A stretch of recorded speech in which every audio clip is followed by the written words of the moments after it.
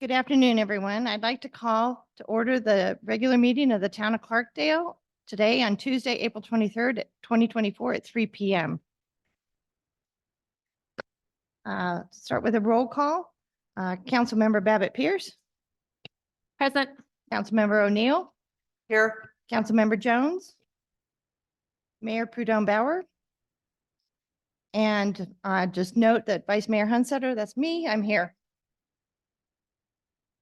And we do have a quorum. Okay, at this moment, we would like to take public comment. So any members of the public that would like to come up, we would ask that you limit your comment to 5 minutes. We do have one person that has signed up to do public comment. So Bonnie Lane, would you please come up and state where your town of residence is? Welcome.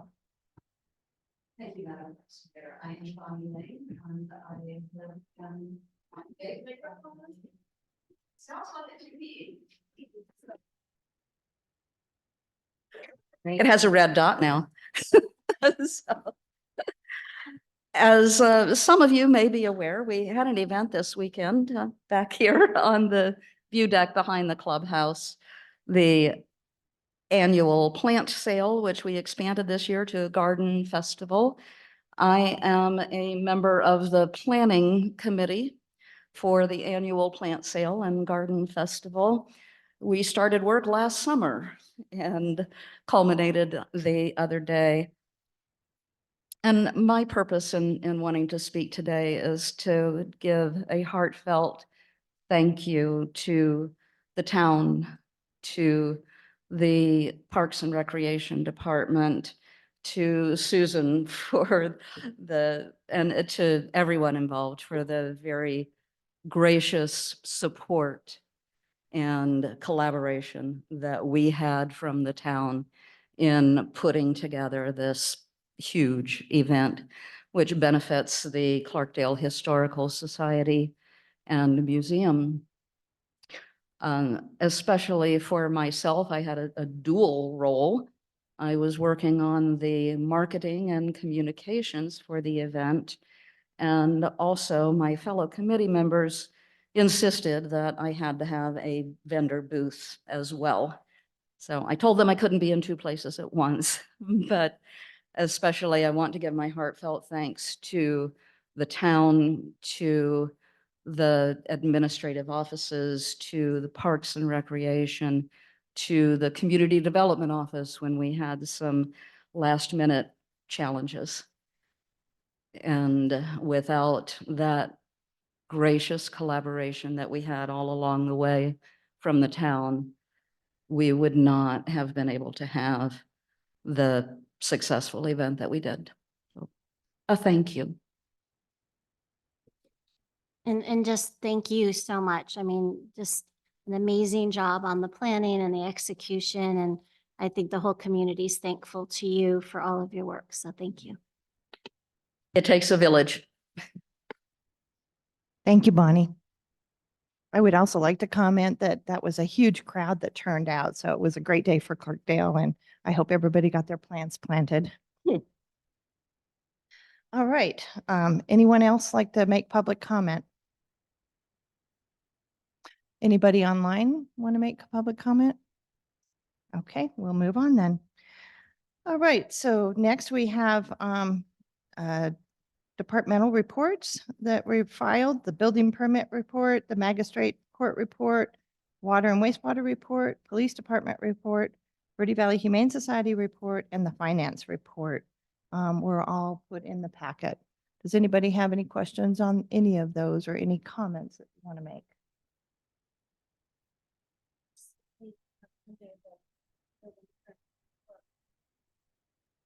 Oh, right now? Okay. Okay. So Ruth, would you please come up and make some introductions for us?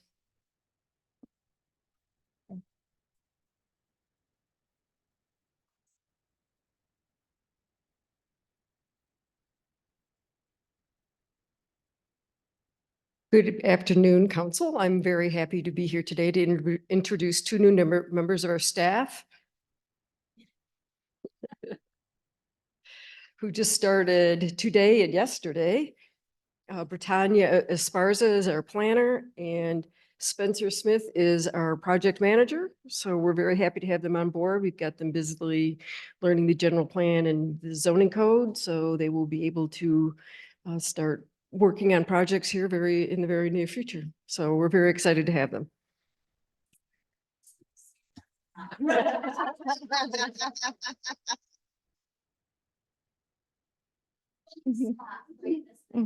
Welcome, Britannia and Spencer. We're excited to have you. Okay, next up on the agenda, we have the consent agenda. We have one item under consent, and it's approval of the minutes of the Common Council from April 9th. Any comments on that or any wish to pull it? Madam Vice Mayor, I move that we approve the minutes from the meeting held on April 9th, 2024 as presented. I'll second. Thank you. With that, it has been a move to approve by Councilmember Babbitt Pierce and seconded by Councilmember O'Neill that we approve that. All those in favor say aye. Aye. Anyone opposed? Motion carries. Okay, next is the intergovernmental agreement with the state of Arizona. And our grants manager, DK Green, will come on up and speak to the topic. Thank you very much, Vice Mayor and Council and staff. I'm DK Green, the Grants Manager here in Clarkdale. And this is to consider an act upon a request by staff to approve the intergovernmental agreement between the state of Arizona and the town of Clarkdale for the Transportation Alternatives Program, or TAP grant, the award for design of a sidewalk and or bike lanes along Clarkdale Parkway. And so absolutely, woohoo. Just a background on this, in December of 2023, the town was awarded the TAP grant through the Arizona Department of Transportation for a total of $140,991 for design of sidewalks and or bike lanes along Clarkdale Parkway. And the work proposed would be for design of the new sidewalks and or bike lanes for additional bicycle and pedestrian access between Upper Clarkdale, the historic downtown district, and Mountain Gate subdivision. So, what's that? And 89A, yes, up to 89A, the roundabout where the #1 food store is up there. So the recommendation would be to approve the intergovernmental agreement between the state of Arizona and the town of Clarkdale for the TAP grant and authorize the town manager to sign all required documents related to this grant. Thank you very much. Absolutely. Any questions on that? I am just so excited that we are taking advantage of all of these opportunities that are coming down from the federal government. We are getting huge infrastructure that we need taken care of. So thank you, DK, and everyone else who had a piece in making this happen. It is so exciting. If just, when we're making the motion, normally we do move that I sign all documents related, but if you could add the mayor to that as well and the vice mayor, just because ADOT requires different signatures than some other grants. So just to cover all of our bases, if you could have the town manager, mayor, and vice mayor authorized to sign. Madam Vice Mayor, Yes, I'd like to make a motion. please. I move that we approve the intergovernmental agreement between the state of Arizona and the town of Clarkdale for the TAP grant and authorize the town manager, the town mayor, and the town vice mayor to sign all required documents related to this grant. I'll second. Thank you. With that, it has been moved by Councilmember O'Neill and seconded by Councilmember Babbitt Pierce to approve the intergovernmental agreement between the state of Arizona and the town of Clarkdale for the TAP grant and to authorize the town manager, the town mayor, and the town vice mayor to sign all required documents related to this grant. All those in favor? I Aye. None opposed? That motion passes unanimously. Thank you.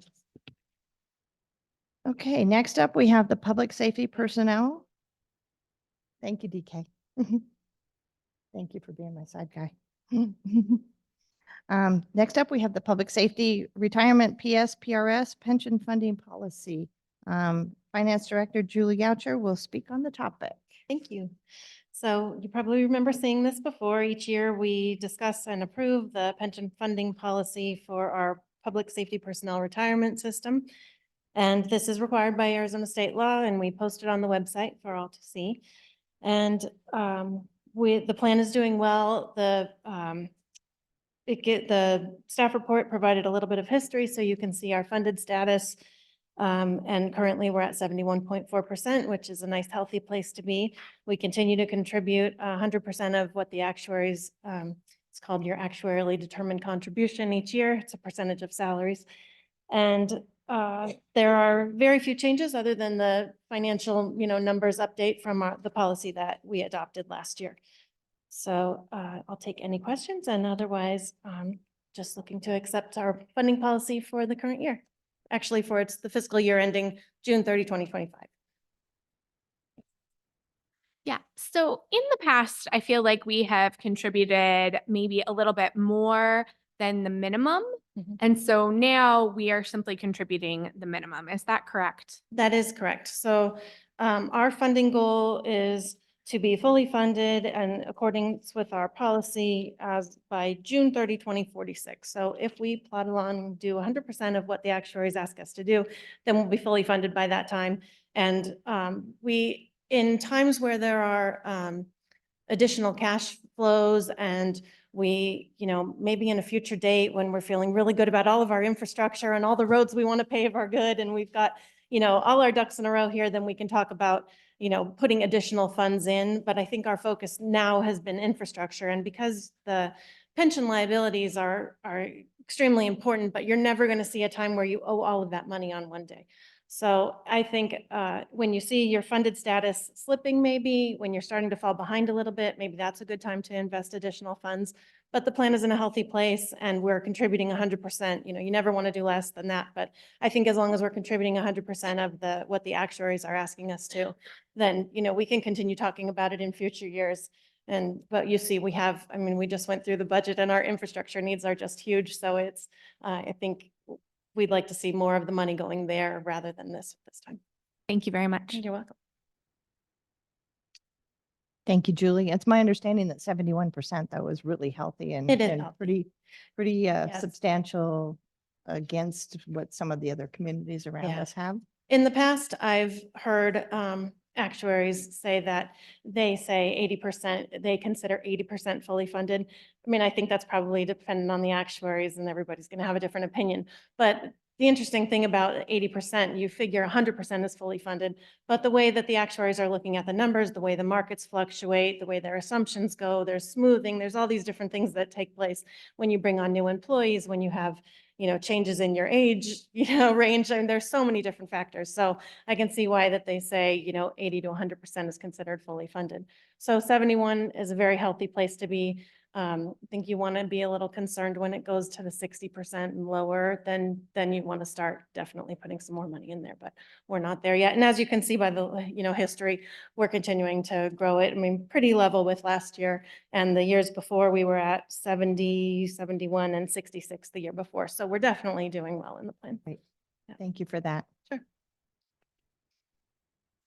Anyone want to make a motion? Madam Vice Mayor, I move that we accept and approve the Town of Clarkdale Public Safety Personnel Retirement System, PSPRS, pension funding policy for the fiscal year ending June 30th, 2025. I'll second. Okay, the motion has been moved by Councilmember Babbitt Pierce and seconded by Councilmember O'Neill to approve the Town of Clarkdale Public Safety Personnel Retirement System, PSPRS, pension funding policy for the fiscal year ending June 30th, 2025. All those in favor? Aye. Aye. None opposed? Motion passes unanimously. Thank you. All right, next up, we have our Public Works Administrative Supervisor, Virginia Smith, to speak on notice of intent to set water and wastewater rates. Welcome, Virginia. Good afternoon, Vice Mayor and Council. In December of last year, we talked a little bit about a cellular opt-out policy. We went back and looked at what the actual process would look like and the costs that are going to be related to having cellular opt-out as an option for our residents. So this is the culmination of that, is a notice of intent to set fees for water and wastewater that assigns a surcharge for installing a cellular meter when someone opts out and removing it. And then those monthly meter reads. Do you have the, are we going to go through the presentation? Do you have that?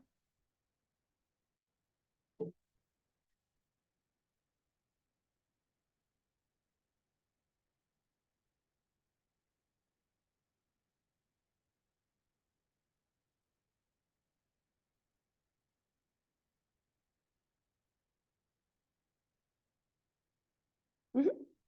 Thank you.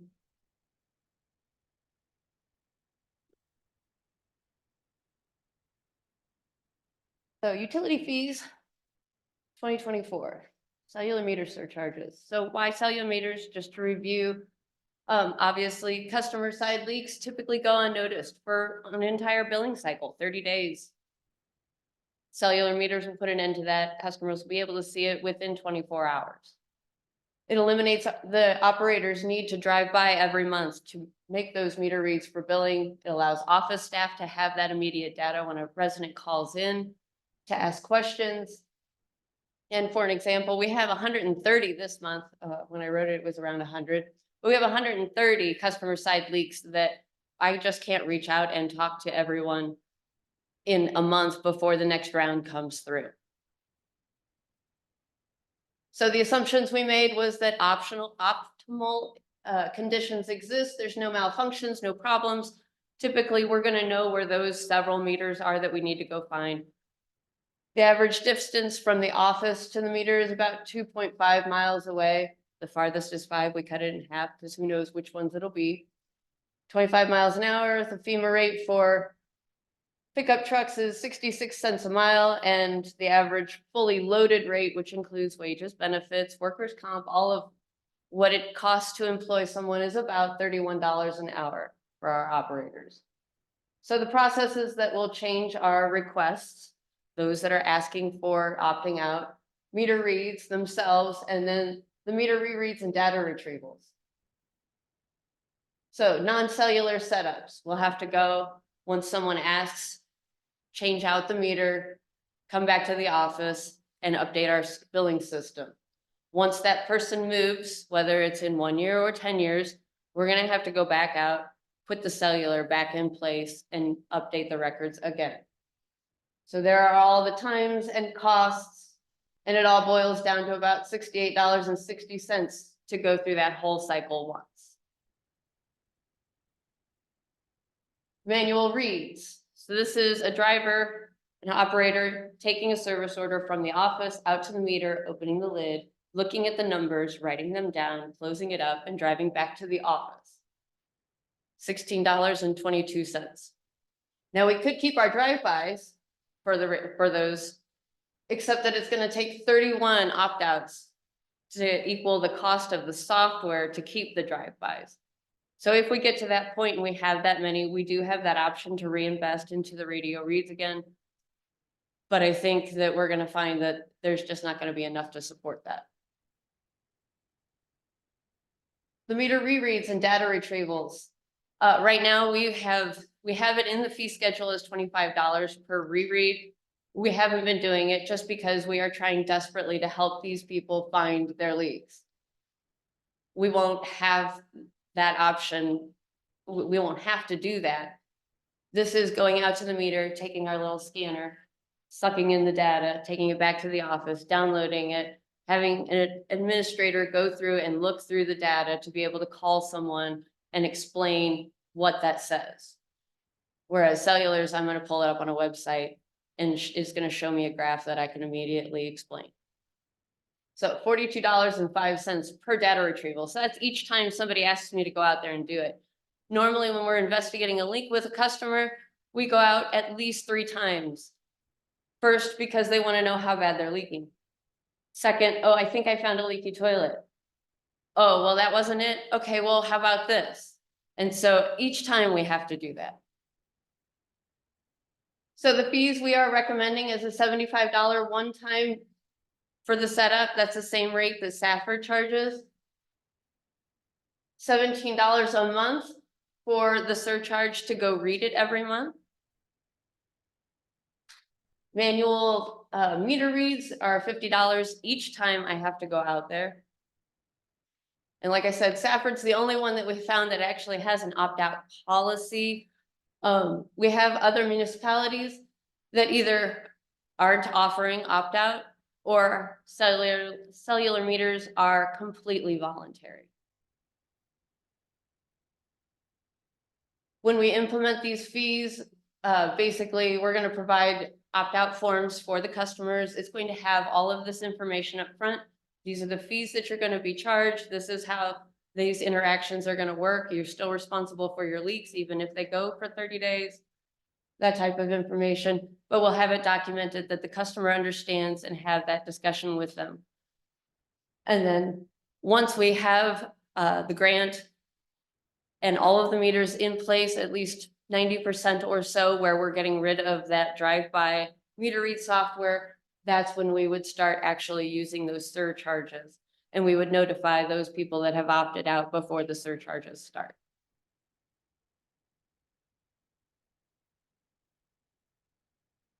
So, any questions about cellular opt-out fees?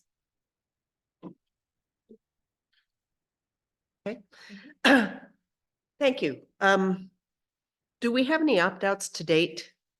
I have 2 on my list that I'm monitoring that the customer has requested that we do not install, but because we don't have a formal process or fees in place, it's just a note not to install one until we get to that point.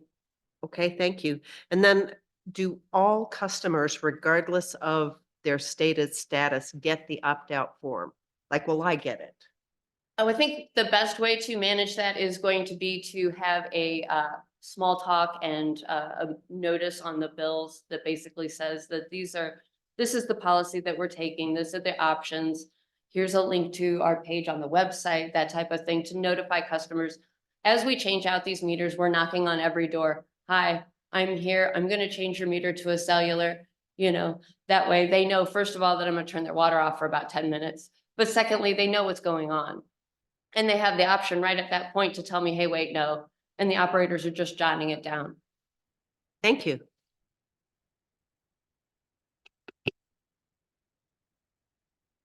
The next set of fees that I'd like to address are the meter replacement surcharges. These are monthly fees that are based on the meter size. They're intended for 10-year meter replacements to minimize our inaccurate reads. I mean, that's why 2 years ago, we had that huge CIP project to go and replace everything that was, we had 15+ years of age on some of these meters. Last time these surcharges were updated was in 2010. They're a little outdated. So we went through and looked at them. Larger meter surcharges seem to be pretty comparative to the actual cost of the meters, even when I buy them today. However, the 5/8, the 1 inch, and the 1.5 inch replacement costs don't line up. So these are the recommended fees so that I can replace that meter every 10 years. The one thing to note, though, is that our current fee schedule, the way we have it is that a 1 inch meter is billed at a 5/8 rate for residentials that are requiring a 1 inch meter solely for the purpose of fire suppression. Unfortunately, I still have to replace that 1 inch meter. It's not a 5/8 meter. So we're charging a 5/8 surcharge on a 1 inch meter, and I'm losing money, and I can't, I mean, we're obviously supplementing it with the water fund, but that replacement surcharge is not enough to cover a 1 inch meter. And this is kind of how it works out in the math. Currently, I've got, let's see, 1,067 5/8 meters and 1,900 surcharges, because I'm charging those people with the 1 inch a 5/8 surcharge. And then the 1 inch meters, I have 870, but I only have 35 surcharges. So at the end of 10 years, I end up about 400,000 under when I go to buy my meters. With the recommended changes, I break even at, well, I gain $1.32. Any questions about meter surcharges? So people aren't billed for those all at once when they need a new meter. Those are the surcharges that are on your water bill every month that over time allow us to buy people a new meter when they need it. Right, so most customers right now see this $2 5/8 inch surcharge. The 5/8 would be going to a $3.21 cent surcharge. The biggest difference is these 1-inch meter customers that are being billed the 5/8, so they're used to seeing the $2 charge, but they'll actually end up going up to the $4.47 if we adopt these fees.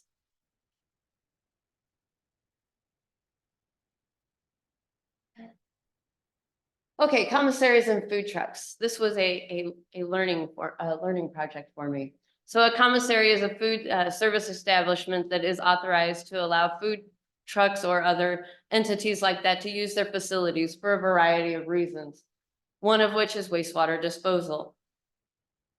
Due to the nature of food prep, that wastewater disposal has a lot of fats, oils, and greases. They cause pipe blockages, which cause overflows, corroded pipes, odors, and it essentially takes a toll on our wastewater system. So the permitting process for the commissaries and the food trucks is mostly handled by Yavatech County Health Services, and they were a tremendous help in learning how all of this works. The food service establishment has to get a commissary permit from Yavapai County Health, and they tell the health services tells that food establishment how many trucks they can handle. And then the mobile food service, they also have to get a permit, but alongside of that, they go to the county, they get, the permit application. On that permit application, they have to find a commissary that will allow them to use their facility, and they have to drop by the wastewater department for that facility.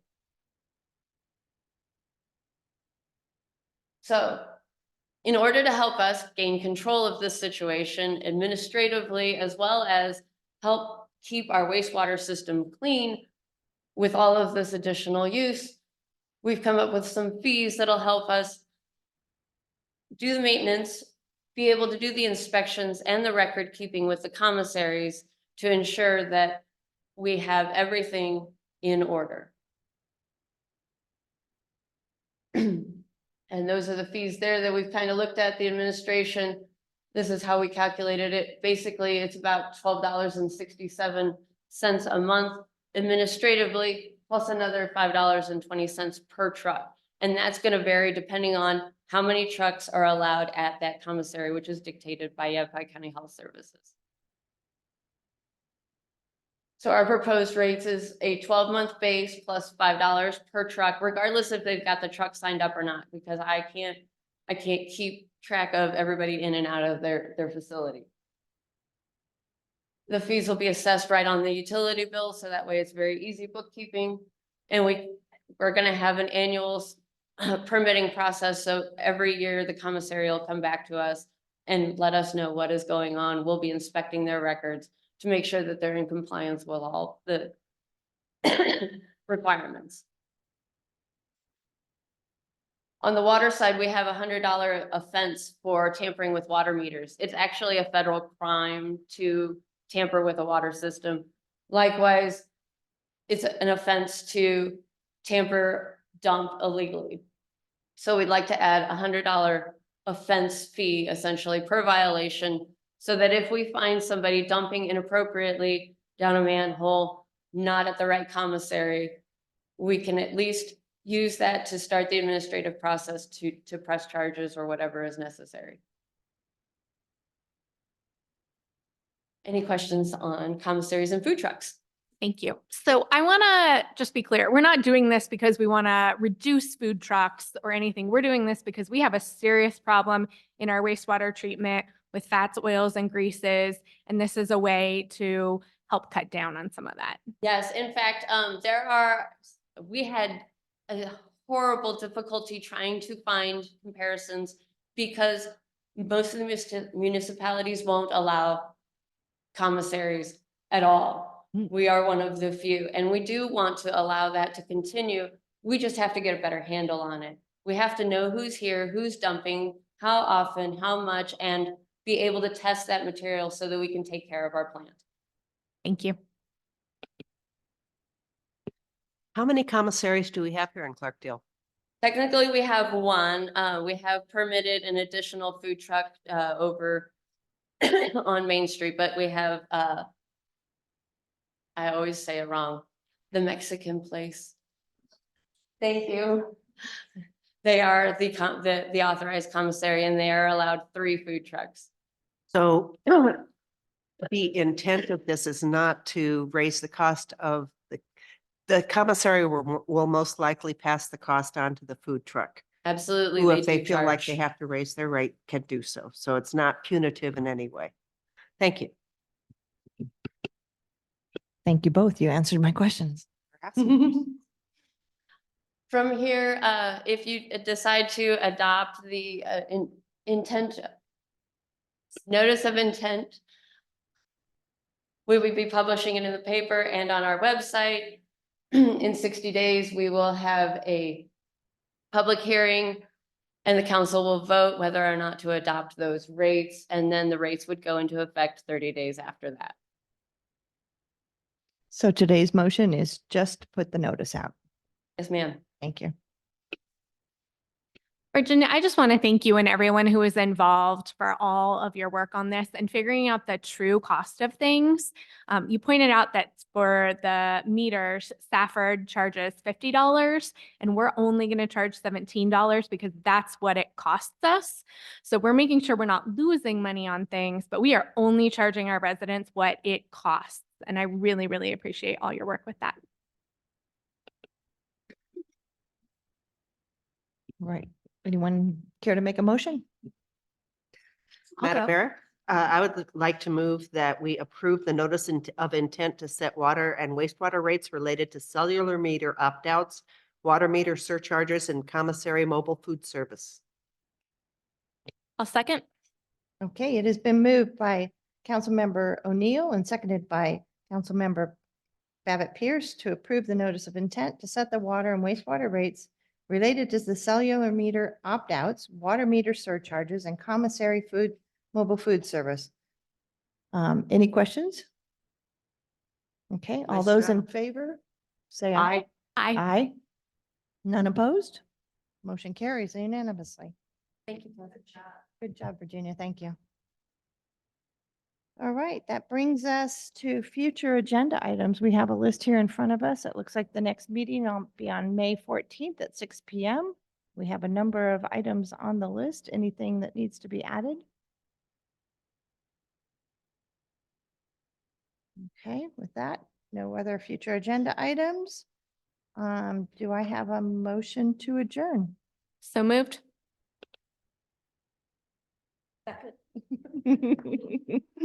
It's been moved by Councilmember Babbitt Pierce and seconded by Councilmember O'Neill to adjourn the meeting at 3:33 p.m. Thank you, everyone. Thank you.